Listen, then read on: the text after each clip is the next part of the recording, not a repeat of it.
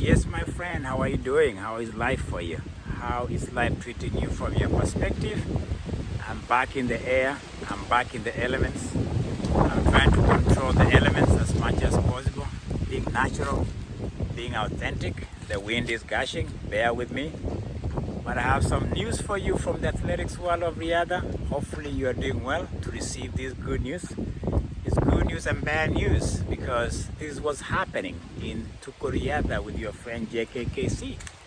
So science is a very interesting entity when you think of the natural world. So science has its place. I believe science can coexist with the natural world. But I think the struggle I have sometimes, and even for those of us who believe the nature still dominates as much as want to impose science, is the clash and the superimposition of science. Here is where I come in and ask this question: which one will triumph? Is it science or the organic and the more natural? I would say, for me, experience tells me science will rule. Science itashinda, usayansi iwezi kashinda. I mean, let me rephrase myself.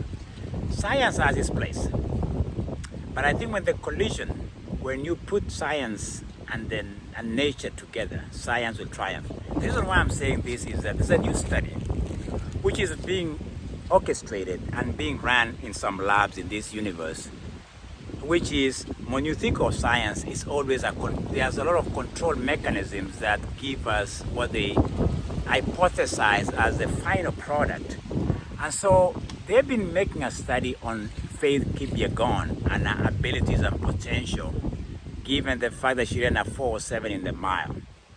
So the science world is speculating and trying to manipulate some data that is trying to sell the story or the hypothesis that, given all the natural component of Faith Kipyegon, she's 5'2", she's maybe 110 pounds, she's a petite young person, short in stature, and the physique is spectacularly short.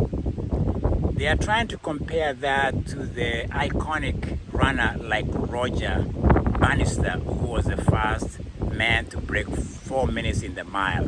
And this is what they're coming up with. They're saying, given all the elements, given the science study they've done, they're suspecting that because Faith Kipyegon has been using what they term as illegal pacemakers. Illegal pacers are the runners who go in front of the eligible or the one runner who is going to be the one who is finishing the race.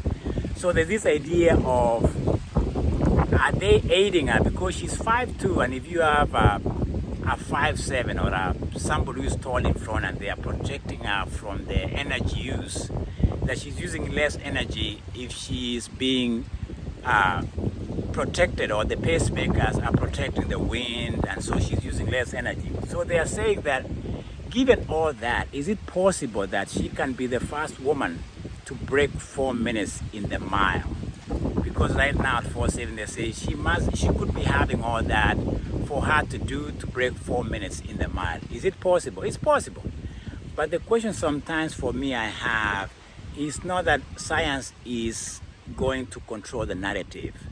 I think what is going to control the story and all the elements is that the natural part of and the abilities of Faith Kipyegon will propel her to either could be the first woman to do that. It's going to be a great day if she does that.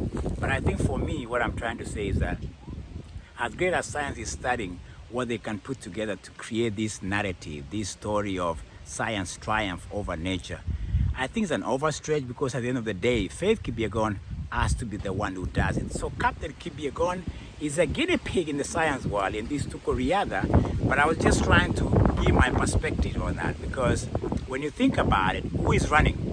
Yes, science can study what to put together to make this story come true, but at the end of the day, for me, nature will triumph. Nature is going to triumph all day long. As good as science is, science adds to the narrative, to the whole idea of what is what. But Faith Kipyegon could be the first woman to break the 4-minute barrier in the mile. That might happen in our lifetime. We are here to celebrate. It was an episode of 109 in Riyadh saying adios. from the corners of the universe. Talk to you the other side of the planet.